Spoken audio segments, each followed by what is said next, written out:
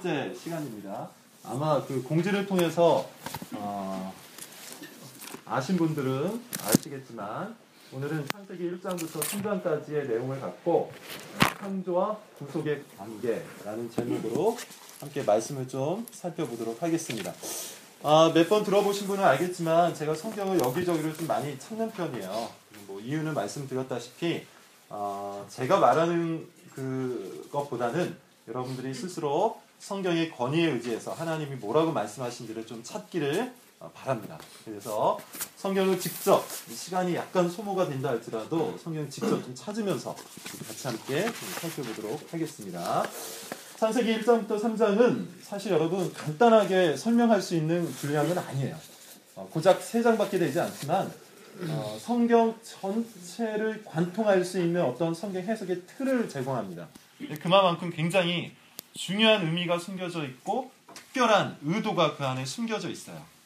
그렇기 때문에 여러분 좀 집중해서 잘 들으셔야 되고, 또 한 가지 제가 부탁의 말씀을 드리는 건 뭐냐면, 제가 여기서 전달하는 내용이 사실 창세기 1장부터 3장까지 의도하는 전부는 아닐 거예요. 저는 거기에 있는 핵심, 특별히 제가 전달하고 싶은 어떤 핵심적인 것들만 전달할 테니까 그 뼈대를 여러분들의 근거로 삼으셔서 살을 붙이고 근육을 키우는 거는 스스로 성경을 읽으시면서 해나가시기를 부탁을 드립니다. 그래서 제가 전부를 말씀드릴 수 없다라는 것을 미리 좀 밝히면서 이야기를 시작하도록 할게요. 여러분, 성경에 의하면 기독교인, 예수 믿는 성도는 두 부류로 이렇게 나누어서 설명을 합니다. 고린도전서 3장의 근거에서 보면 두 부류로 얘기해요. 첫 번째는 뭐라고 얘기하냐면 육신에 속한 자라고 이야기합니다. 그 다음에 또 다른 부류가 있는데 신령한 자, 이렇게 두 부류로 나눠요. 그러니까 기독교인이요, 예수님을 믿습니다. 성도인데 누구는 육신에 속해 있고요, 누구는 신령한 자라고 합니다. 근데 고린도전서는 육신에 속해 있는 사람을 뭐라고 이야기하냐면 어린아이 같은 성도라고 이야기합니다. 그렇다면 신령한 자는 어떤 자일까요? 장성한 분량에 이른 어른 같은 성도를 의미하죠. 그래서 육신에 속한 이 어린아이 같은 성도는 밥을 먹지 못하고 젖을 먹을 수밖에 없다고 이야기해요. 그래서 히브리서 5장 18절에도 동일한 이야기가 기록이 되어 있습니다. 육신에 속한 자, 그 다음에 신령한 자, 어린아이 같은 자, 어른같이 장성한 믿음을 가진 자. 성경은 이렇게 딱 나누어서 이야기하는데 이것은 여러분 칼처럼 분리되어 있는 어떤 존재가 아니에요. 우리는 지속적으로 처음 태어난 사람으로서 성경은 뭐라고 이야기합니까? 거듭난 자라고 이야기하죠. 새로 태어난 자. 새로 태어나면 당연히 그 사람은 어떤 위치에 놓여 있을까요? 태어나자마자 어른이 될 수 없죠. 그렇죠? 태어나면 당연히 어린아이 같은 자가 됩니다. 그런데 성경은 뭐라고 얘기하냐면 이 어린아이 같은 육신에 속한 자가 계속해서 성장해서 신령한 자, 어른 같은 자가 되어야 된다고 우리에게 요청을 하고 있어요. 근데 문제는 뭐냐면 우리 육신의 나이는 나이를 먹으면 자연스럽게 어른이 되어가지만 영적인 나이는 그렇지 않다라는 겁니다. 성경이 그것을 이야기하고 있어요. 우리가 예수 그리스도를 20년 전, 10년 전, 5년 전, 1년 전에 믿었어도 그 영적인 나이는 우리 육신의 횟수와 상관없이 누구는 20년을 예수 믿었는데도 여전히 어린아이 같고, 누구는 1년이 되었는데 그 사람보다 더 어른 같은 신앙을 가질 수 있다라고 성경은 얘기해요. 이게 히브리서 5장 18절에 이야기합니다. 히브리서 5장 18절은 뭐라고 얘기하냐면 너희가 때가 오래되었으므로 이제 마땅히 선생이 되어야 할 텐데 여전히 신앙의 기초에만 머물러 있구나, 이렇게 이야기를 해줘요. 그러므로 성경이 전달하는 것은 아주 명확합니다. 우리 모두는 어린아이에서 시작할 수밖에 없어요. 그러나 예수 그리스도를 믿으면 당연히 어떻게 돼야 되죠? 어른이 되어야 돼요. 장성한 분량의 믿음을 소유한 사람이 되어야 합니다. 그렇다면 여러분, 여기에서 우리가 한 가지 아주 중요한 핵심을 끄집어내서 고민을 해야 되는데, 어떻게 하면 우리는 잘할 수 있는가? 어떻게 하면 육신에 속한 그리스도인에서 신령한 그리스도인이 될 수 있는가? 이 질문을 당연히 던져야겠죠. 우리 베드로 후서를 한번 넘겨보도록 하겠습니다. 신약성경 베드로후서 3장 18절입니다. 베드로서 3장 18절. 자, 우리 찾았으면 한번 같이 읽어보도록 하죠. 자, 읽습니다. 시작. 오직 우리 주 곧 구주 예수 그리스도의 은혜와 그를 아는 지식에서 자라가라. 자, 여기까지. 오직 우리 주 곧 구주 예수 그리스도의 은혜와 그를 아는 지식에서 자라가라. 베드로가 뭐라고 얘기하고 있죠? 그리스도의 은혜와 그를 아는 지식에서 자라가라. 그러므로 여러분, 우리가 어린아이에서 장성한 분량의 어른의 믿음을 소유하려면 반드시 무엇을 해야 되죠? 그 예수 그리스도의 은혜와 그 예수 그리스도에 대한 지식을 알아야 돼요. 그 안에서만 우리는 자라갈 수 있습니다. 그런데 제가 지난 2시간인가 3시간을 통해서 뭐라고 얘기했냐면 성경이 바로 이 예수 그리스도에 대한 이야기를 하고 있다 그랬어요. 그러므로 여러분, 우리는 성경과 더불어서 자라갈 수밖에 없는 존재입니다. 다시 이야기하면 성경을 우리가 제대로 공부하지 않으면 우리는 절대로 자랄 수가 없어요. 때가 오래되었지만 여전히 그 어린아이 같은 신앙을 소유한 자밖에 될 수 없다는 겁니다. 물론 여러분, 신앙생활을 오래 하고 교회 생활을 오래 하면 어른인 것처럼 포장할 수는 있어요. 근데 여러분, 이것을 뭐라고 하죠? 위선이라고 합니다. 거짓이라고 합니다. 우리는 말씀 앞에서 우리의 위선과 거짓을 다 거두어내고 성경과 더불어 그리스도 예수를 아는 지식 안에서 자라가야 돼요. 자, 이런 구도로 창세기 1장부터 3장까지를 한번 살펴보도록 하겠다라는 것입니다. 자, 여러분, 우리가 그 전에 먼저 알아야 될 기초 지식이 있어요. 뭐냐면 우리 한동대학교 친구들은 물론 한동대학교 아닌 사람들도 마찬가지지만 특별히 우리 한동대학교를 다니는 친구들은 창조하면 이 창조라는 단어와 더불어 옆에 서는 어떤 단어가 있어요. 그게 뭐죠? 네? 오, 창조하지나. 네, 맞죠? 맞아요. 창조하지나라는 과목이 필수 과목이죠. 맞아요? 지금도 필수 과목이에요? 그렇죠. 창조라는 단어를 우리가 생각하면 이 단어와 바로 옆에 서는 단어가 뭐냐면 과학이라는 거예요. 창조과학. 그렇죠. 그래서 우리가 성경에서 말하고 있는 창조에 대한 기록, 창조에 대한 기사들을 읽을 때 거기에 담겨있는 어떤 의도를 살피기보다는 자꾸 예전에 배웠던 창조 과학적인 접근을 합니다. 근데 여러분, 이것을 버리셔야 돼요. 뭐 창조 과학을 버리라는 얘기가 아니라 창조 기록을 들여다볼 때 과학적인 접근을 버리시라는 겁니다. 성경은 성령께서 처음 기록하실 때 그 의도가 이것은 과학적인 책이다, 이건 과학책이다 라고 하면서 기록한 책이 아니에요. 기본적으로 성령께서 성경을 기록하실 때는 한 가지 의도를 담아서 성경을 기록하셨는데 그 의도가 뭐죠? 예수 그리스도입니다. 여러분께서는 잘 모르시겠지만 여러분들의 그 유식함을 더해주기 위해서 혹은 다른 데 가서 잘난 척 하도록 도와주기 위해서 신학자 한 사람의 이름을 좀 말씀드리겠습니다. 게알더스 보스라는 사람이에요. 이거 적어놓으세요. 어디 가서 여러분 이 사람의 말을 인용하세요. 천천히. 그러면 굉장히 똑똑한 모습이에요. 게알더스 보스. 보스야, 보스. 게알더스 보스라는 성경 신학자인데 너무너무 유명한 분이고 사실 신학을 공부하는 모든 신학생들은 이분의 책을 반드시 읽어야만 됩니다. 그만큼 아주 기초가 되는 성경 신학이라는 책을 쓰신 분인데 이분이 그 책에서 이렇게 얘기했어요. 종말이 창조를 앞선다. 이게 무슨 말인 것 같아요? 조금 말이 어려워졌죠? 한번 잘 생각해 보세요. 종말이 창조를 앞선다. 이것은 뭐냐 하면 하나님께서 일하시는 방법에 대한 이야기입니다. 여러분, 하나님은 이 세상에 창조를 여실 때 어떻게 여셨을까요? 그냥 어떤 우연에 기반해서 이 세상의 역사를 만드신 게 아니에요. 이미 하나님께서는 이 세상의 역사를 시작하실 때 그 끝을 보시고 시작을 여셨어요. 말이 어렵죠? 제가 쉽게 예를 좀 들어서 설명을 드리겠습니다. 그림을 그리는 화가가 있다고 한번 칠까요? 그림을 그리는 화가가 붓을 들어서 캔버스에 첫 획수를 긋습니다. 근데 이 획을 긋고 생각하는 사람 없죠. 애지간한 화가는 자기가 그릴 그림이 이미 마음속에 있어요. 그 청사진, 완성된 어떤 그림이 있습니다. 그 완성된 그림을 마음속에 품고 머릿속에 담아서 첫 획수를 긋죠. 하나님도 똑같아요.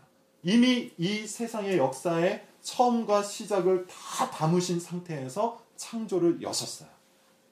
여러분 이게 왜 중요하냐면 성경을 하나님께서 창세기부터 요한계시록까지 기록하실 때 그냥 대충 마치 논문 써나가듯이 논리적으로 인과관계로 기록하신 게 아니라 이미 완성된 어떤 그림 속에서 창세기 1장을 기록하셨다라는 거예요.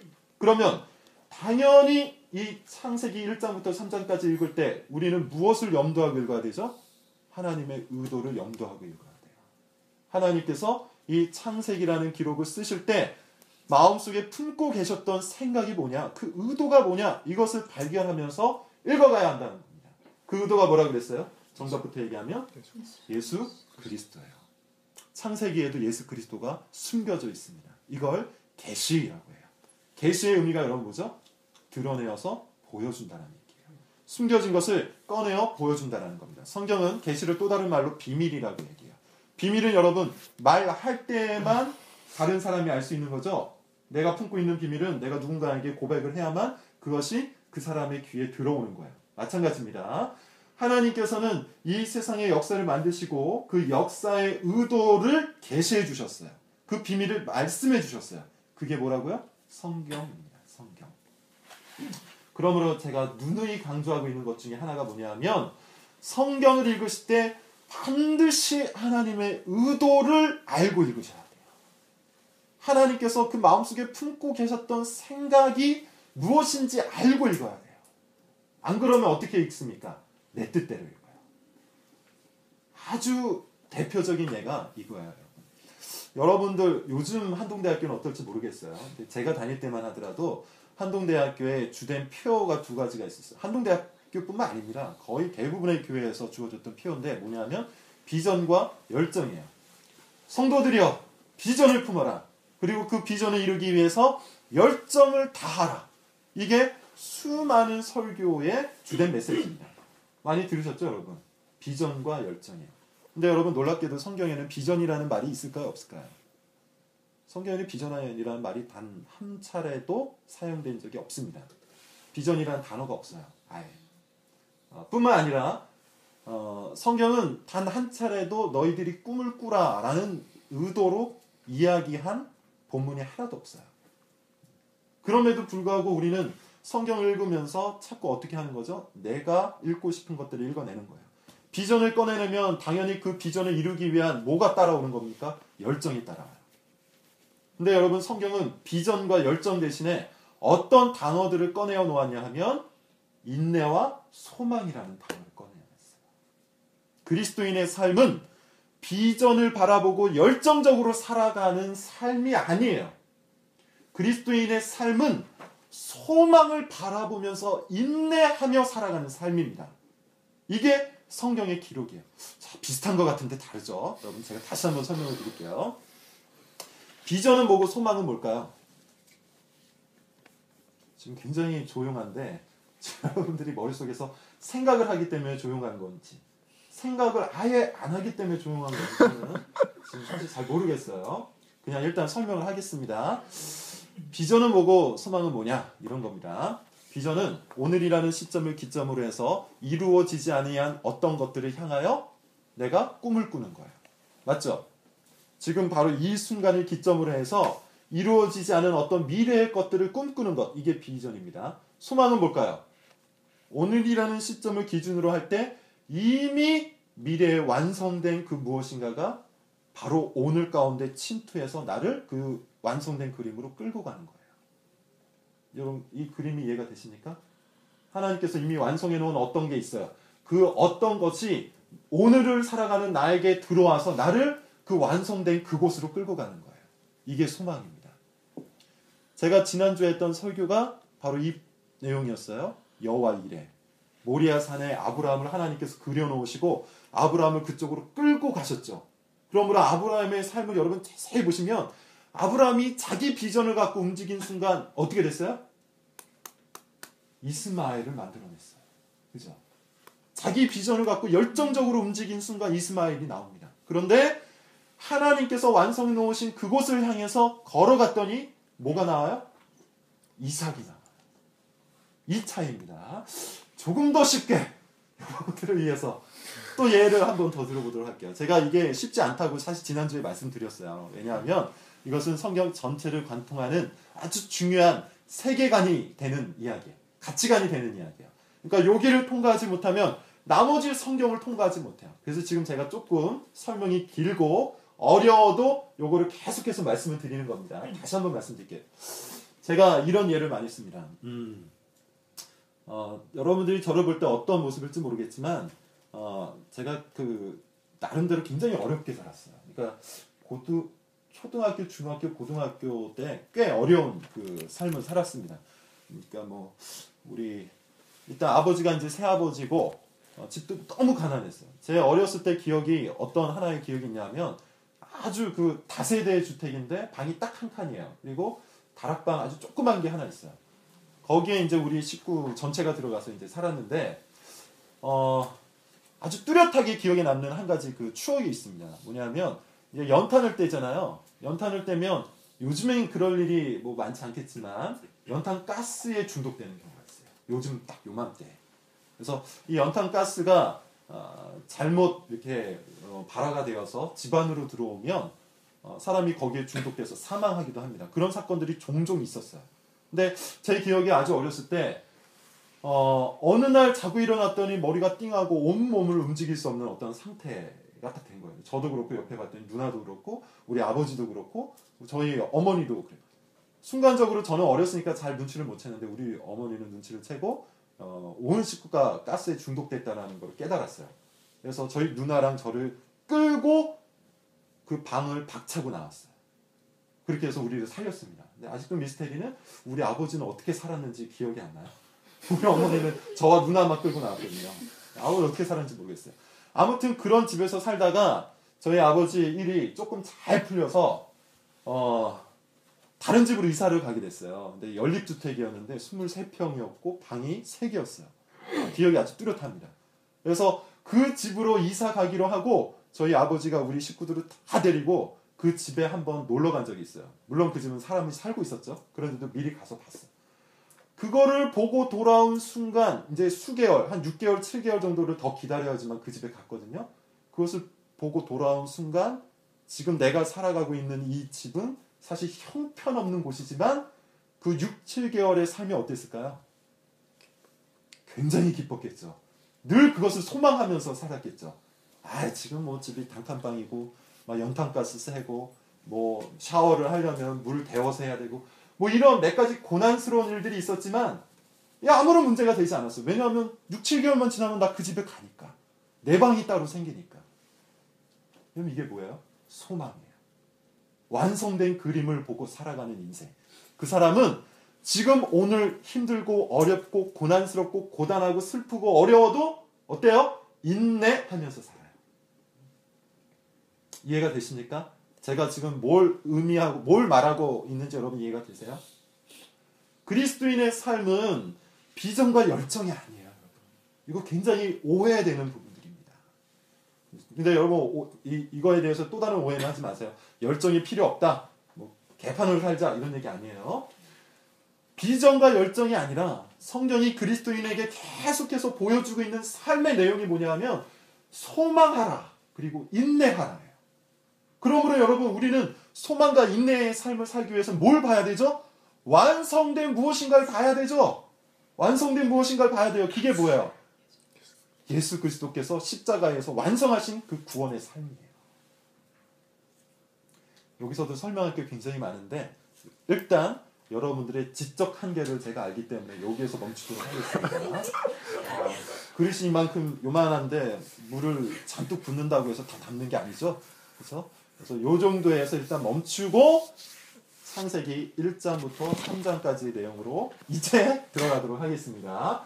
이게 여러분 기초적인 작업이었어요. 자, 들어가기 전에 한 가지만 살펴보도록 할게요. 지금까지 말한 거와 연관되어 있는 성경 구절입니다. 이사야 46장 10절을 보세요. 이사야서 46장 10절 말씀입니다.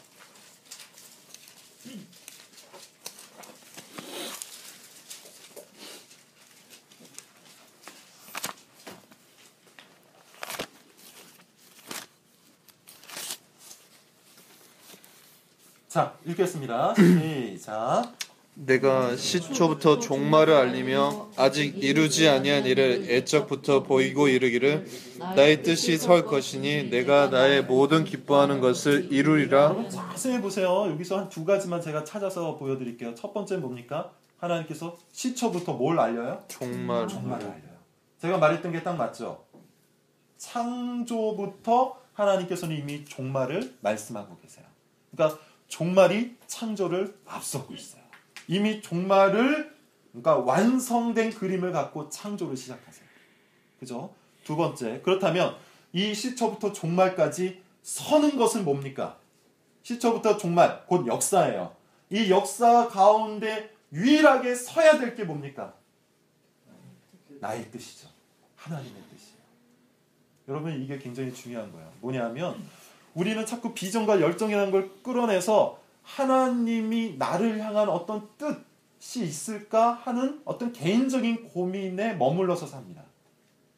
그렇죠? 제가 무슨 말을 하는지 이해하시죠? 개인적인 고민, 개인적인 어떤 뜻, 하나님께서 내 인생에 주신 어떤 구체적인 뜻, 거기에 올인하여서 비전을 발견하고 그 비전을 위해서 열정적으로 살기를 원해요. 그런데 지금 이 이사야서 46장 10절의 말씀을 보았더니 역사 가운데 서는 것은 오로지 누구의 뜻밖에 없어요. 하나님의 뜻밖에 없어요. 그러면 여러분, 우리는 어떻게 살아가야 되죠? 내 뜻을 찾아내기보다는 하나님의 뜻, 이 역사 속에 하나님께서 유일하게 세우시기 원하시는 그 하나님의 뜻을 찾아가야 돼요. 이 하나님의 뜻은 지금 계속 얘기한 것처럼 예수 그리스도의 십자가입니다. 요거는 나중에 다시 한번 알려드릴게요. 자, 그러므로 지금 우리가 하고자 하는 성경 해석의 가장 중요한 문맥이 뭐냐면 구속사적 해석이에요. 구속사적 해석이라는 건 하나님께서 이 세상을 구원하시기 위해 이끄시는 역사의 관점으로 성경을 해석한다는 겁니다. 이 눈빛들은 과연 어떠한 눈빛? 순덕이 이해가 돼요? 지금 가장 크게 온몸을 다해서 끄덕거렸거든. 좋아. 이해하기 위해서 노력만 하셔도 돼요, 여러분. 일단 여기에만 여러분께서 머물러 계셔도 저는 아주 큰 성공이라고 생각합니다. 지금 첫 번째 시간인데 마지막 30번째 시간이 되면 적어도 지금 제가 여러분들에게 전달하고자 하는 것의 50%는 이해하리라고 봐요. 겨우 50인가? 아니에요. 50이면 굉장히 많은 겁니다. 그러니까 너무 크게 저와 여러분 욕심 부리지 말고 일단 차근차근 하나씩 찾아가 보도록 하겠습니다. 창세기 1장부터 3장까지 딱 4가지 장면만 살펴볼게요. 첫 번째 장면, 창세기 1장 1절부터 3절입니다. 같이 함께 읽어보도록 할게요. 창세기 1장 1절부터 3절 한번 읽어보도록 할까요? 자, 시작. 태초에 하나님이 천지를 창조하시니라. 땅이 혼돈하고 공허하며 흑암이 깊음 위에 있고 하나님의 영은 수면 위에 운행하시니라. 하나님이 이르시되 빛이 있으라 하시니 빛이 있었고. 네, 죄송할 것까지는 그럴 것까지는 없고. 자, 딱 3절밖에 안 되는데요. 사실 이 3절 갖고도 굉장히 많은 이야기를 할 수가 있어요. 사실 제가 예전에 사역했던 교회에서는 요 3절만 갖고 한 달 내내 성경 공부를 한 적이 있습니다. 한 달 내내 주일마다 4시부터 모여서 10시까지 6시간 내내 이 3절만 갖고 공부한 적이 있어요. 나중에 여러분께서 저한테 한번 더 깊이 있는 걸 물어보면 제가 그렇게 이야기해 드릴 수 있을 겁니다. 근데 일단 그렇게는 할 수 없고 아주 몇 가지 중요한 부분들만 짚고 넘어가죠. 먼저 창세기 1장 1절은 어떻게 시작합니까? 태초에 하나님이 천지를 창조하시니라. 근데 이게 한글 성경으로는 큰 맛이 없어요. 근데 히브리어 성경으로 보면 이 창세기 1장 1절은 총 7개의 단어로 구성되어 있어요. 여러분, 성경 전체에서 7이라는 숫자는 어떤 문학적인 의미를 담고 있습니다. 7이라는 숫자가 어떤 의미를 담고 있을까요? 완전함. 그래서 소위 말하는 완전수예요. 그래서 하나님께서 이 세상을 7일 동안 창조를 하셨죠. 요한계시록에 보면 7교회, 7나팔, 7인, 7대접, 그리고 성경 여기저기를 보면 7이라는 숫자를 하나님께서 하시는 어떤 섭리에 충족된 숫자로 놓고 항상 기록을 하고 있습니다. 그러므로 하나님께서 창조를 다루신 첫 번째 절, 1장 1절을 7개의 단어로 구성했다는 건 어떤 의미일까요? 하나님의 창조가 완전하다. 조금 더 의역해서 말씀을 드리면 하나님의 창조가 처음부터 무엇을 향하여 가고 있다? 안식이라는 것을 향하여 가고 있다는 거예요. 안식. 7일째 안식을 하잖아요. 이 안식은 조금 이따 말씀드리고, 자, 그 다음에 창세기 1장 1절의 말씀을 여러분 자세히 보시면 하나님의 이 말씀은 뭐죠? 선언이에요. 태초에 하나님이 천지를 창조하십니다. 여러분, 사실 이게 기독교의 본질입니다. 기독교는 사람들을 설득하는 것에 큰 관심이 없습니다. 기독교는 이러하기 때문에 너희들이 꼭 믿어야 돼 라는 식으로 논리를 갖고 사람들에게 접근하는 종교가 아니에요. 말 그대로 이런 것들은 다 종교입니다. 종교가 여러분 뭐예요? 어떤 거죠? 어떤 종이 끝 종자거든요. 그러니까 어떤 끝에 이른 사람이, 어떤 그 끝에 이르러서 무엇인가를 깨달은 사람이 가르칠 가르치는 게 종교예요. 그래서 종교라는 용어는 사실 여러분 불교 용어입니다. 그래서 붓다가 그 보리스 나무 아래에서 끝까지 가죠. 그 인식의 끝까지 가서 아주 커다란 것을 깨달았고 이 깨달은 것을 가르친 게 종교예요. 근데 기독교는 그렇지 않습니다. 기독교는 그렇게 무엇인가 내가 내면에서부터 시작하고 혹은 나의 이성으로부터 시작해서 깨달은 것들을 갖고 다른 사람들을 가르치는 것이 기독교가 아니에요. 기독교는 철저하게 무엇에 의지할까요? 하나님의 말씀, 계시에 의존해요. 하나님의 말씀과 계시에 의존한다는 것은 기독교의 진리는 내 안에서 시작하는 것이 아니라 외부에서부터 시작한다는 거예요. 기독교는 땅에서부터 시작하는 게 아니라 하늘에서부터 시작한다는 거예요. 그래서 기독교는 바벨탑으로 형성되지 아니하고 하늘에서부터 내려오는 성전으로 형성이 돼요. 이거는 조금 더 나중에 여러분께서 제 말을 더 많이 이해하면 더 정확하게 설명을 좀 드리도록 하겠습니다. 어찌되었든 간에 이 창세기 1장 1절 말씀은 기독교의 본질을 이야기해요. 그렇다면 여러분, 기독교가 설득이 아니라 선언이 있다면 기독교를 나의 진리로 받기 위해서는 반드시 우리는 어떻게 해야 되죠? 믿어야 돼요. 믿음밖에 없어요. 만약에 기독교가 설득이라면 우리는 이것을 공부하고 연구해서 나의 이성으로 수납을 해야 돼요. 나의 이성으로 받아야 돼요. 근데 기독교는 논리가 아니라 설득이 아니라 선언이기 때문에 기독교의 시작은 어떤 한 인생에 있어서 기독교의 시작은 반드시 믿음으로부터 시작할 수밖에 없어요. 그러니 여러분, 이 창세기 1장 1절의 말씀은 이 1장 1절의 말씀을 접하는 사람은 믿거나 믿지 않거나 둘 중에 하나입니다. 중간지대가 없어요. 태초에 하나님이 천지를 창조하신 것을 믿거나 하나님이 하셨다는 것을 믿지 않거나 둘 중에 하나예요. 자, 이것이 기독교의 본질적인 내용입니다. 그 다음에 1장 2절에 봤더니 하나님의 말씀으로 세상이 창조되기 이전의 땅의 상태를 세 가지로 표현합니다. 혼돈, 공허, 흑암, 어둠의 상태로 표현합니다. 이것이 무엇을 의미하는지, 성경 전체에서 무엇을 의미하는지 성경 하나만 찾아볼게요. 예레미야서 4장. 예레미야서 4장 22절, 23절.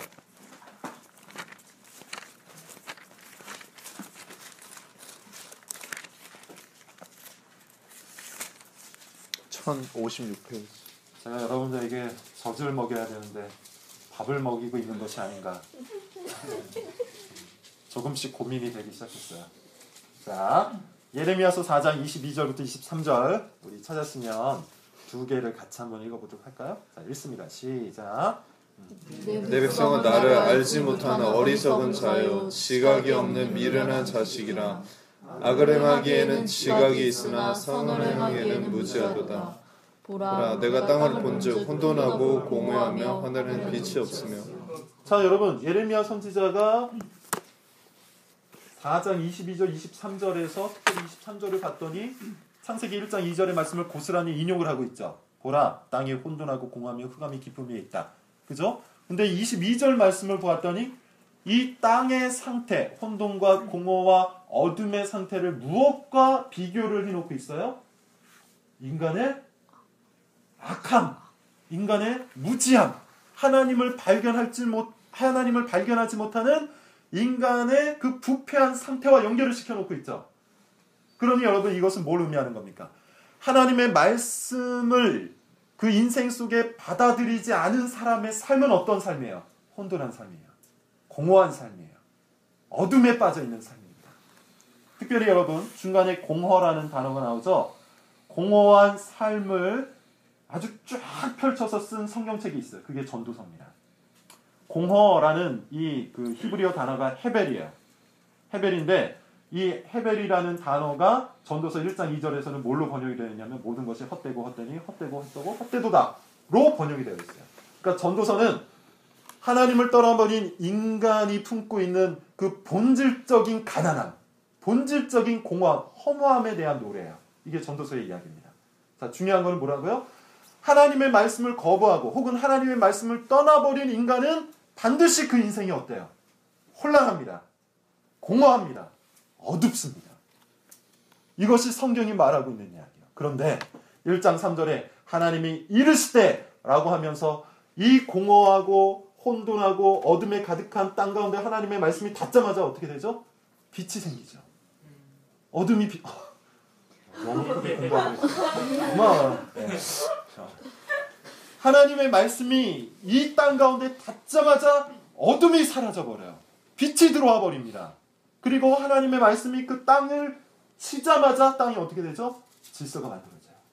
묵과 묵이 나뉘고 물과 물이 나뉘고 궁창과 궁창이 나뉘고 모든 혼돈되어 있던 것들이 어떻게 되죠? 질서를 잡아가요. 그리고 질서가 잡힌 그 땅 가운데, 그 공허한 땅 가운데 하나님의 말씀이 닿자 어떻게 되죠? 모든 것들이 채워집니다. 풍요롭게 됩니다. 이것이 여러분 창조 기사에서 성령께서 의도하시는 이야기예요. 그러니 여러분 이 창조 이야기를 과학적인 접근을 읽으면 사실은 잘못된 거예요. 이와 같이 이 창조의 이야기는 철저하게 인간의 무지한 상태와 하나님의 말씀, 나중에 살펴보면 알겠지만 그 말씀은 예수 그리스도입니다. 하나님의 말씀이 그 무지한 인간의 상태에 닿자마자 혼돈은 질서로 바뀌고 어둠은 빛으로 바뀌고 공허는 풍요로 바뀌는 역사, 이게 창조의 이야기예요. 두 번째 장면으로 넘어가도록 하죠. 두 번째 장면은 1장 전체에 나오는 어떤 하나의 구조입니다. 자, 여러분 이제 제가 찾으라고 하는 것만 한번 잘 찾아보세요. 창세기 1장 6절 앞부분을 한번 보십시오. 창세기 1장 6절 앞부분. 뭐라고 되어 있죠? 한번 다 같이 읽어볼까요? 시작. 하나님이 이르시되. 네, 거기까지. 창세기 1장 6절 하나님이 이르시되 했더니만 1장 7절 뒷부분 뭐라고 되어 있습니까? 그대로. 여러분 앞에 그 중간에 있는 목적어들, 중간에 들어가 있는 모든 수식어들을 다 떼어놓고 주어와 서술어만 보면 하나님이 이르시되 그대로 되니라로 구성이 되어 있어요. 자, 또 찾아볼게요. 9절을 보세요. 앞부분에 하나님이 이르시되 뒷부분에 그대로 되니라. 11절을 보세요. 앞부분에 하나님이 이르시되 뒷부분에 그대로 돼요. 14절을 보세요. 하나님이 이르시되 15절 뒷부분 그대로 되니라. 그죠? 24절을 보십시오. 하나님이 이르시되 24절 뒷부분 그대로 되니라. 26절을 보십시오. 하나님이 이르시되 되었더니만 30절에 그대로 되니라. 그러니 여러분 이 창조 기사가 적혀있는 창세기 1장의 큰 구조가 뭐예요? 하나님이 이르시되 그대로 되니라. 하나님이 말씀하시니 그대로 되니라. 여러분 이것이 우주의 법칙입니다. 여러분 이걸 믿으세요? 아멘. 안 믿으시면 할 수 없고 여러분 이것을 믿으셔야 돼요. 이걸 믿는 사람이 그리스도입니다. 하나님이 말씀하시니 그대로 됩니다. 보이지 않아도 하나님이 말씀하시니 그대로 돼요. 생식의 기능이 끝나버린 아브라함에게 내가 너를 큰 민족의 아버지가 되리라 라고 하나님이 말씀하셨더니 어떻게 되죠? 그대로 되었어요. 생식의 기능이 끝났지만 하나님이 말씀하시니 아브라함의 인생 속에 하나님의 말씀이 그대로 되었어요. 당시 최강대국이었던 애굽에 살던 모세에게 하나님께서 말씀하시니 어떻게 되었죠? 출애굽이 되었어요. 하나님이 말씀하시니 모세와 이스라엘 백성들에게 그 일이 그대로 이루어졌어요. 가나안이라는 철기 문화가 지배하던 군사력이 아주 탄탄했던 그 그 지역 가운데 이스라엘 백성들이 청동기 무기를 들고 찾아갔는데 하나님이 말씀하시니 여리고성이 그대로 무너졌어요. 성경은 이것을 지속적으로 이야기를 해주고 있습니다. 하나님이 말씀하시니 시몬이었던 베드로가 게바가 되죠. 무슨 말인지 아시겠어요? 시몬이었던 베드로가 게바, 반석이 됩니다. 하나님이 말씀하시니 그렇게 변화돼요. 여러분, 이것은 우주의 법칙이고 역사의 법칙이고 인생의 법칙입니다. 지금 하나님께서 말씀하셨던 것이 내 눈에 보이지 않아도 반드시 그 말씀은 그대로 됩니다. 여러분, 이걸 믿으셔야 돼요. 우리는 이것을 믿는 그리스도인입니다. 이것을 믿음으로 나아가야 돼요. 자, 세 번째 장면. 안식이죠. 우리 2장 1절부터 3절까지인데 시간 관계상 이제 제가 좀 말로 설명을 하도록 할게요. 여러분, 안식이 뭘까요? 순보가 안식이 뭘까요? 대답 안 해도 돼요. 그 안식이라는 것은 그 말 뜻 자체, 한국어 뜻 자체로 보면 쉼을 의미하죠. 휴식을 의미합니다. 그런데 이 안식이라는 히브리어는 샤바트라는 단어예요. 샤바트라는 단어를 분석을 해보면 어떤 뜻인가 하면 모든 것들이 제자리에 앉아 있다라는 뜻이에요. 다시 한번 말씀드릴게요. 안식이라는 단어는 샤바트인데 샤바트라는 단어의 뜻은 모든 것들이 제자리에 앉아 있다는 뜻이에요. 조금 더 의역해서 말씀드리면 창조주는 창조주의 자리에 앉아 있고 피조물들은 피조물의 자리에 앉아 있는 그 상태를 안식이라고 해요. 창조주 하나님은 그 자리, 우주의 중심이라는 그 창조주의 자리에 앉아 있고 창조주 하나님에 의해서 피조된 모든 피조물들은 그 피조된 그 자리에 앉아 있는 것. 이게 안식입니다. 그리고 그런 관계를 의라고 해요. 그리고 그런 행위를 예배라고 합니다. 이해가 되세요? 그래서 안식일날 예배를 드리는 거예요. 안식일날 의롭게 된 자들이 예배를 드리는 거예요. 이 개념을 알고 있어야 우리가 3장에 등장하는 죄의 개념을 이제 살펴볼 수가 있어요. 죄의 개념을 여러분 들어가도록 할게요. 3장에서 다 내용을 아시니까 제가 설명을 하지 않겠습니다. 뱀의 꼬임을 받아서 아담과 하와가 불순종을 하죠. 불순종을 해서 뭐 여러 가지 사건들이 있어요. 이거 다 설명할 수가 없고 죄가 무엇이냐? 이거를 제가 딱 한마디로 말씀을 드릴게요. 3장 몇 절에 보시냐면 5절에 보세요. 같이 한번 읽어봅시다. 3장 5절 같이 읽을까요? 자, 시작. 너희가 그것을 먹는 날에는 너희 눈이 밝아져 하나님과 같이 되어 선악을 알 줄 하나님이 아심이니. 뱀이 이렇게 얘기합니다. 너희가 선악과를 먹으면 너희 눈이 밝아져서 하나님과 같이 선악을 알게 될 거야. 이렇게 얘기해요. 근데 여러분, 이 뱀의 말이 거짓말일까요? 진실일까요? 거짓말 같죠? 진실이에요. 자, 3장 22절을 보세요. 22절 우리 같이 한번 읽어볼까요? 3장 22절 시작. 여호와 하나님이 이르시되 보라, 이 사람이 선악을 아는 일에 우리 중 하나같이 되었으니. 예, 거기까지. 선악과를 먹기 전에 뱀이 이렇게 얘기하죠. 너 그거 먹으면 하나님과 같이 되어서 선악을 알게 될 거야 라고 이야기했어요. 그리고 선악과를 먹었습니다. 선악과를 먹고 난 뒤에 하나님께서 22절에 이렇게 얘기하시는 거예요. 이 사람이 선악을 아는 일에 우리 중 하나와 같이 되었다. 그러니까 뱀이 하와를 꼬셨을 때 했던 말이 사실이에요? 사실이 아니에요? 사실이죠. 그대로 되었어요. 이게 여러분 뭔 말일까요? 선악을 아는 일에 하나님과 같이 된다는 얘기. 이게 뭔 말일까요? 이 말은 이거예요. 선악을 아는 그 기준이 원래는 하나님께 있어야 되는데, 그러니까 하나님만 선악의 기준이 되셔야 되는데, 인간이 선악과를 먹는 그 순간부터는 어떻게 된 거죠? 그 선악의 기준이 인간 속으로 들어온 거예요. 다시 말씀해 드릴게요. 선과 악은 누구만 판단하십니까? 하나님만 판단하셔야 돼요. 그게 안식의 상태예요. 그런데 인간이 선악과를 먹는 그 순간부터는 어떻게 됐죠? 선과 악을 판단하는 그 기준이 나에게 왔어요. 조금 더 확장해 볼게요. 무엇이 유익하고 무엇이 무익한지 판단하는 기준이 하나님이 아니라 내가 되었어요. 하나님께서는 이것이 너한테 유익할 거라 이렇게 말씀하시는데 나는 아니에요. 그거 나한테 무익해요. 라고 이야기해요. 무엇이 필요하고 무엇이 불필요한지 이것은 오직 하나님만이 판단해서 우리에게 알려주시는데 우리는 그것을 어떻게 하는 거죠? 아니에요, 하나님. 그것은 사실 나한테 필요하지 않고 난 요게 필요해요. 이렇게 얘기하는 거예요. 이게 뭐라고요? 죄입니다. 이게 죄예요. 선과 악을 내가 나누고 유익함과 무익함을 내가 판단하고 필요함과 불필요함을 나를 기준으로 내가 선택하는 것, 이게 죄라는 겁니다. 여러분, 죄가 뭔지 아시겠어요? 그렇다면 여러분, 우리는 죄인입니까? 아닙니까? 이런 개념을 들고 지금 내 삶을 들어보면 나는 아주 큰 죄인이죠. 나는 여전히 이 선과 악을 내가 판단하잖아요. 예를 들어서 이 친구 한 명을 내가 판단해도 얘는 악해. 뭐 이렇게 내가 내 기준을 갖고 판단하잖아요. 그죠? 내 삶에 무엇인가를 놓고 결정할 때 이건 나한테 유익하고 이거는 별로 도움이 안 될 것 같아. 순전히 내가 갖고 있는 기준을 갖고 판단하잖아요. 필요와 불필요도 내가 판단하잖아요.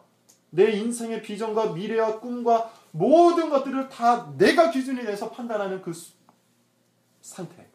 그걸 죄라고 하는 겁니다.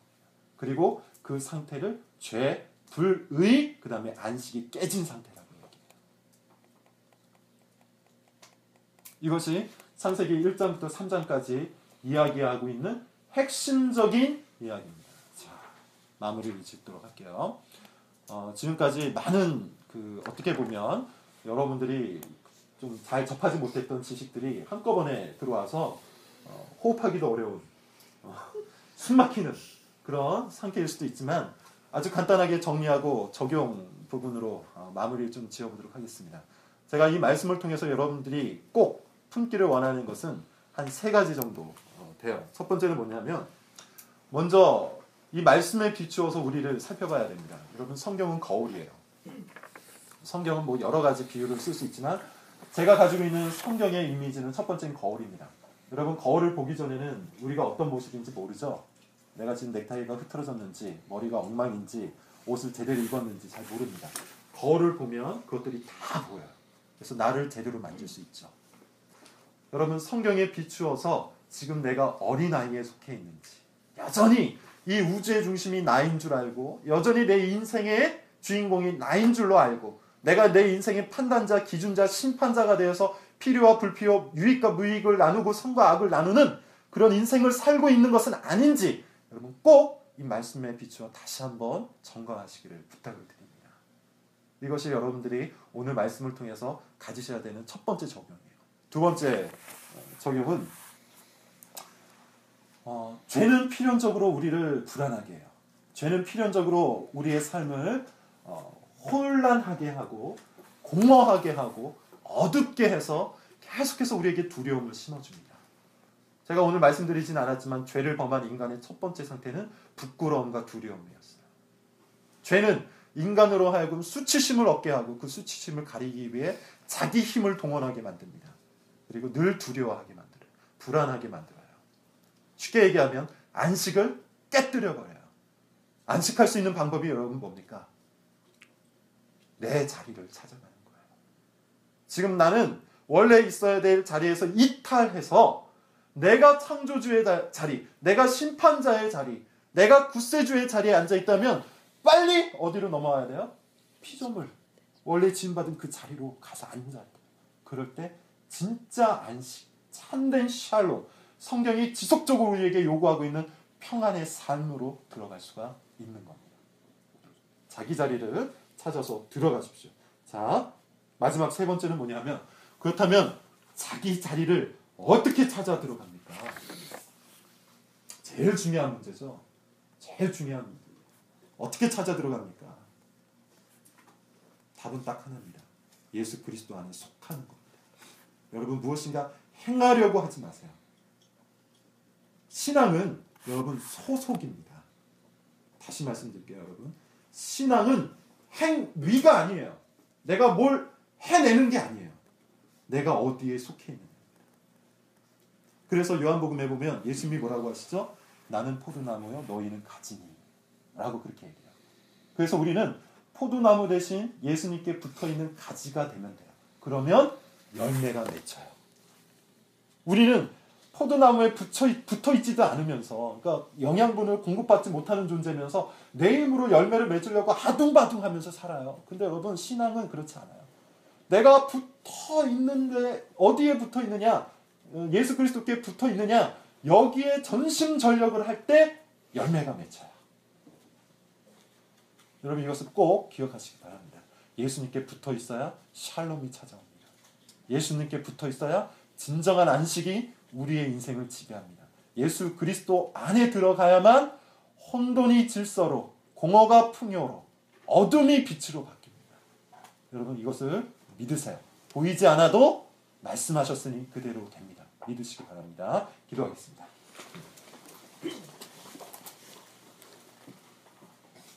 우리의 주와 그리스도가 되신 예수 그리스도, 그분을 오늘도 우리가 충만히 알기를 원합니다. 그러나 이 알미 지식적인 지식적인 어떤 하나의 패턴으로 끝나지 아니하게 하시고, 성경을 통해서 우리에게 계속해서 부어주시는 하나님의 뜨거운 마음으로 다가올 수 있게 인도하여 주시옵소서. 하나님, 세상을 살면서 샬롬이 깨지고 안식이 깨져서 그 자리를 불안과 염려가 대신하고 있는 우리 사랑하는 친구들이 있다면, 아버지 하나님, 다시 한번 그들을 말씀 가운데 붙잡아 주셔서 빛과 질서와 풍요로운 삶으로 주께서 인도하여 주시옵소서. 아버지 하나님, 죄로 가득하여서 필요와 불필요, 유익과 무익, 선과 악을 내 스스로 나누었던 그 모든 인생을 이제 종식하고 예수 그리스도 안에 속하는 삶을 가장 기뻐하고 그리워하는 우리 모든 우리 렘 지체들 되게 하여 주시옵소서. 예수님의 이름으로 기도드립니다. 수고하셨습니다. 감사합니다. 진짜 수고한 얼굴 표정들이시네. 네, 저희 오늘도 긴 말씀이었는데